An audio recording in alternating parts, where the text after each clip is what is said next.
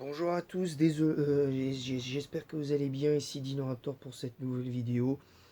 On va débriefer, il y a une première partie, il y aura ce débrief, le débrief sportif d'aujourd'hui sera en deux parties. Il y aura la partie tennis aujourd'hui parce qu'on va parler grandement de ce qui fait, entre guillemets, l'actualité, c'est la grave blessure d'Alexander Zverev pendant la demi-finale de Roland Garros face à Rafael Nadal, qui va donc disputer sa 14e finale de Grand Chelem face à Casper Ruud, vainqueur de Marin Cilic 3-6, 6-4, 6-2, 6-2. Donc vous comprendrez que c'est assez particulier comme truc, donc ça va être important. En tout cas, j'espère que vous avez passé une bonne nuit. Moi, je vous dis non parce que j'ai passé une sale nuit. Déjà avec la défaite de l'équipe de France, réveil difficile. Et puis, voilà, puis j'ai eu un mal de ventre toute la nuit, donc pratiquement toute la nuit, donc ça a été compliqué, donc un peu déçu. Voilà. On va commencer la première partie de cette vidéo et sachez que je vais bailler dans cette vidéo, là je sens. Donc s'il y a du bâillement,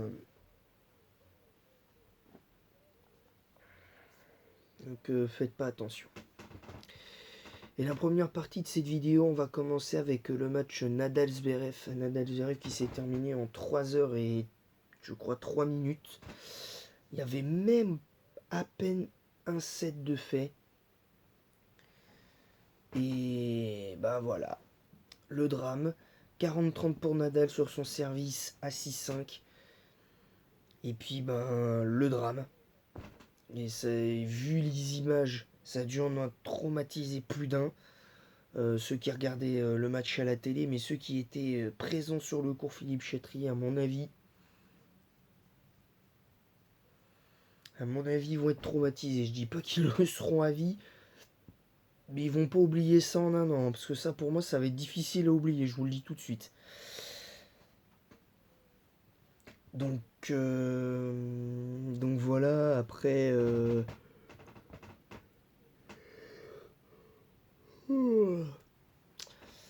voilà, moi, clairement, je suis déçu parce que même si j'adore Rafael Nadal, j'aurais aimé qu'il se qualifie autrement pour la finale. Même si je pense que il aurait gagné, euh,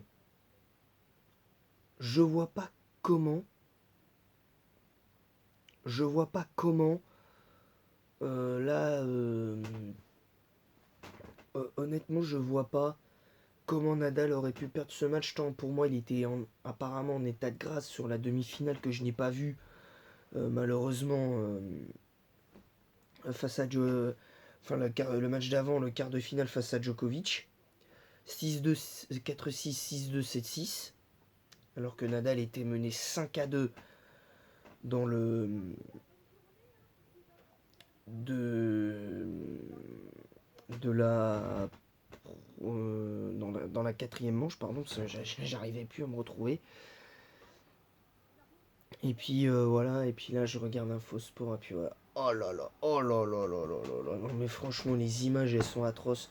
Parce que non là franchement, à revoir les images, franchement c'est horrible. Mais c'est horrible. Et puis je suis tellement désolé pour Zverev parce que là, et puis après Zverev qui dit ouais, cela ressemble à une blessure sérieuse. Quand un joueur dit ça, c'est jamais bon. Surtout un joueur de la qualité de Zverev, parce que même si des fois son attitude m'exaspère sur un court, je trouve que c'est un joueur qui mérite un minimum, qui mérite une meilleure carrière que ça. Parce que si sa blessure elle est suffisamment sérieuse pour arrêter sa saison, quelque part tant mieux pour lui, il va se reposer. Mais de l'autre côté, ça m'embêterait parce que ne pas le voir au tournoi des maîtres, ça m'embêterait parce que c'est un tournoi que je regarderai avec attention. aussi. Alors est-ce que je me souviens plus si ce sera pendant la Coupe du Monde ou quoi, mais voilà. Alors sachez que pour la petite parenthèse avant de commencer le débrief, parce que là j'ai terminé mon avis sur ce qui s'est passé entre Nadal et Alexander Zverev. Pendant la Coupe du Monde, il n'y aura pas de let's play. Et je vais même vous dire, je vais même aller plus loin que ça. Même si techniquement, début novembre, il y aura pas. Il y aura. Début novembre, c'est pas tout à fait la Coupe du Monde. Ouais, je sais. Faut que je regarde là. Faut que je regarde c'est quand là.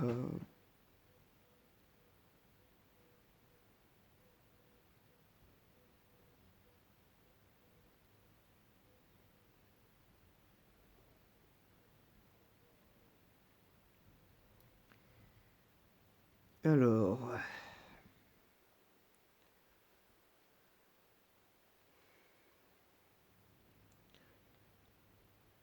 Alors, c'est du 21 novembre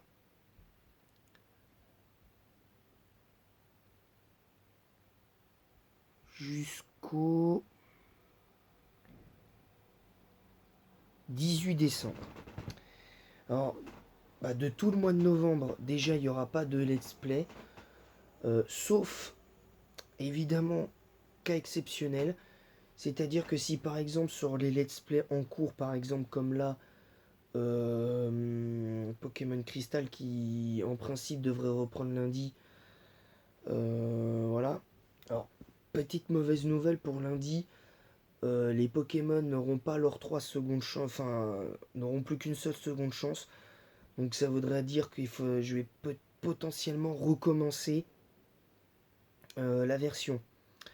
C'est-à-dire que si jamais je perds l'un de mes Pokémon, je ne pourrai plus l'utiliser. En revanche, pour cette parenthèse let's play tout ça et tout, je vous le dis, si je perds tous mes Pokémon, je serai obligé de revenir au début. Et surtout, ce sera la deuxième fois quand même que je devrais prendre ma revanche sur ce let's play Pokémon Crystal. Après, il y a une autre possibilité qui ne m'enchante pas, c'est de ne pas continuer Pokémon Crystal. Hein, c'est de ne pas continuer Pokémon Crystal pour le moment. Pour recharger entre guillemets les secondes chances de, de comment dire, les 3 secondes chances entre guillemets des 5 Pokémon qu'il y a, donc l'insécateur qui s'appelle Bruno, Imitus, Scooby-Doo, Caninos, Adrien, Roucoups et Paul qui est zut, Crocodile. Donc pour l'instant, voilà, donc pour l'instant pas de vidéo au mois de novembre, sauf cas exceptionnel. Alors peut-être éventuellement que je ferai quelques vidéos à la Coupe du Monde, mais ça c'est encore autre chose hors football, je ne sais pas. Je précise que la semaine prochaine, il y aura une review qui arrivera, le premier débriefing de la chaîne. Et ce débriefing, ce sera sur Jurassic World, le monde d'après. Hein, si j'ai bonne mémoire, c'est le titre. Ouais, c'est ça. Jurassic World, le monde d'après. Donc ce sera donc pour la semaine prochaine. Donc c'est hyper important.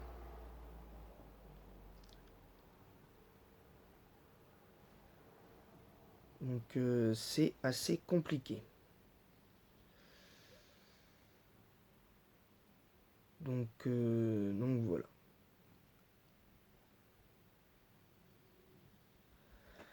Donc maintenant on va passer à un truc encore moins joyeux parce que très franchement aujourd'hui j'ai pas apprécié. C'est la défaite de l'équipe de France hier. Défaite. euh,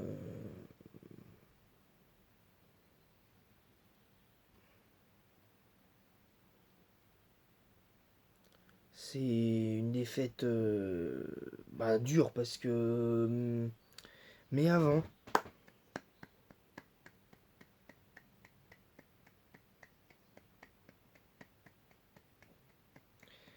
voilà, donc j'applaudis évidemment en laissant ce blanc le Danemark des deux mains qui mérite entièrement cette victoire. Alors, j'en veux pas à l'équipe de France parce que pour moi c'était un retour aux affaires et en général les retours aux affaires, surtout quand c'est des compétitions comme celle-ci, c'est souvent très compliqué. Et je tiens à préciser que de toute façon, dans le contenu de nos matchs, en compétition officielle, on a toujours très mal démarré. À part, je crois, en 98, je crois, où les trois matchs avaient été gagnés par l'équipe de France. Il me semble qu'en 2006, ça n'avait pas si bien démarré que ça. En 2008, à l'Euro, c'était pareil. Bon, le 2008, ça a été un fiasco. 2010, ça a été un fiasco aussi. 2012, quand Laurent Blanc était l'entraîneur de l'équipe de France, ça n'avait pas très bien démarré les premiers matchs, mais on s'était qualifié. En 2016, on avait certes gagné, je crois, le premier match, mais on n'avait pas très bien démarré quand même parce que ça avait été assez dur, je crois, face à la Roumanie. Il me semble, avec un but magnifique de Payet, je crois. On a clairement, on n'a pas joué en fait. On n'a pas joué. Alors, c'est compliqué. Alors pour moi, concrètement, j'ai pas de point de rencontre pour le coup. J'ai juste désigné mes tops et mes flops. Concrètement, et je vous expliquerai à mon sens pourquoi. Et, et vous comprendrez. Et je vais vous dire les notes à haute voix des joueurs. Je parlerai pas des entrées d'Enkunku, Saliba, Rabiot, Jonathan Klaus et Diaby parce que. Enfin, Klaus et Diaby et Rabiot, je vais pas en commenter leur entrée parce que ça a été très compliqué, à mon sens pour eux. Saliba fait une très bonne entrée, même si, bon, sur le but, il doit mieux défendre. Euh, la rentrée de Christopher Nkunku, pas convaincante du tout, mais bon, bref, voilà, c'est tout. Et on va commencer, et là, par contre, je vais pas prendre de gants parce que là, au bout d'un moment, ça va bien. Hugo Lloris, pour moi, homme du match, globalement. Pour moi, clairement, homme du match. Parce que même si euh, le fameux Cornelius, qui a mis un doublé, euh, qui est rentré à la 59e et qui a mis un doublé, euh, pour moi, c'est pas lui l'homme du match parce que, très franchement, quand tu vois la manière dont les buts sont construits, c'est pas vraiment lui à lui tout seul, c'est l'équipe entière qui a pratiquement renversé l'équipe de France. Donc pour moi, Lloris, c'est un 9 sur 10 clairement ce soir parce que sans les deux trois grosses parades qu'il fait, t'en prends 3 ou 4 ce soir. Hier soir, t'en prends 3 ou 4. Voilà, clairement. Jules Koundé catastrophique, je suis désolé. Pourtant, bonne première mi-temps de Jules Koundé. Par contre, deuxième mi-temps, catastrophique. Deuxième mi-temps catastrophique de Jules Koundé. Voilà, donc 3 sur 10 pour Jules Koundé pour moi. La sortie de Varane nous a clairement fait mal défensivement. Même s'il a vécu une saison compliquée avec United, je trouve qu'en équipe de France, il a toujours été à la hauteur. Et pour moi, il a été à la hauteur malgré sa sortie sur blessure. Clairement 7 sur 10 pour 8 sur 10 pour Varane, clairement. On va passer au piston bientôt. Et Lucas Hernandez, 4 sur 10, match insuffisant de Lucas Hernandez, très mal aligné à chaque fois. Kingsley Coman, moyen en première mi-temps, beaucoup mieux en deuxième. 7 sur 10 pour Coman. N'Golo Kanté, c'est à peu près pareil, je ne l'ai pas senti. Je trouve qu'il est passé à côté de son match, donc 4 sur 10 pour Kanté. Tchouaméni, par contre, pareil, 8 sur 10. Lui, il m'a mis bien, clairement. Théo Hernandez, catastrophique, sa première fois. À ses débuts en équipe de France, les premières sélections, c'était plutôt bien pour Théo Hernandez. Et puis là, un match important parce que c'est le premier. Certes, c'est la Ligue des Nations. Et voilà le résultat. Il passe complètement à côté. Donc 3 sur 10 pour Théo Hernandez. Mauvais alignement. Il s'est fait prendre tout le match. Sur son côté. J'ai pas du tout kiffé. Et Lucas Hernandez qui a même pas essayé de compenser aussi. J'ai pas kiffé le match des deux Hernandez. J'espère que ça ira mieux.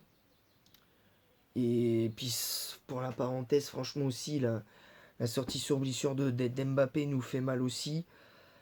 Je trouve que là, quand on perd Varane et Mbappé, tout de suite là, ça va pas du tout. Et quand tu vois, c'est pour ça que je dis qu'il y a une indépendance Mbappé au Paris Saint-Germain, il y a une indépendance Mbappé en équipe de France. Voilà, je le dis clairement. Antoine Griezmann, match moyen. Clairement, match moyen, ça va pas du tout Antoine Griezmann. Clairement, là, les comptes ne sont pas bons, t'as intérêt à te réveiller. Griezmann, parce que si tu joues le deuxième match, t'as intérêt à. J'espère que Didier Deschamps, qui apparemment revient aujourd'hui, va les secouer, clairement. Par contre, Benzema, comme d'habitude, moi je pense que pour moi, les deux meilleurs joueurs sur ce match, pour moi, c'est Benzema et Lloris. Donc 9 sur 10 pour moi pour Benzema, parce que son but, le double contact, les deux doubles contacts, le petit crochet derrière qui permet à, à Benzema de marquer. Franchement, magnifique, rien à dire. Kylian Mbappé, je vais pas lui tomber dessus non plus parce que je l'ai senti de toute façon très fatigué. Je l'ai pas vu faire ses accélérations habituelles. Je vais pas lui tomber dessus, donc lui je vais lui mettre 6 sur 10. Mais honnêtement, on a vu clairement que l'équipe de France était fatiguée. Koundé était fatigué. Varane, malgré sa fatigue, il était à la hauteur. Lucas Hernandez et Théo Hernandez étaient extrêmement fatigués, mais donc sont clairement passés à côté de leur match. Coman, à un moment donné, j'ai cru qu'il allait passer à côté de son match, tant ça a été moyen en première période. Kanté, pour moi, il est passé à côté de son match. Griezmann aussi. Pour moi, mes tops, ça va être simple. Lloris, Varane, Tchouaméni, Benzema. Voilà, Varane, Tchouaméni, Benzema. Je mets pas Mbappé dans les flops parce qu'il est sorti sur blessure, tout comme Varane. Mais pour moi, mes flops, c'est Koundé, N'Golo Kanté, Lucas Hernandez, Théo Hernandez, Antoine Griezmann. Voilà. J'ai rien d'autre à dire. Oh là là, franchement, je sais que je parle du débrief du match de l'équipe de France, mais là, franchement, là, c'est pas possible de voir des images comme ça sur un cours de tennis où le gars, certes, il fait comme une faute directe, mais le gars, oh là là, laisse tomber, c'est traumatisant comme truc. Donc j'espère quand je verrai pas ça.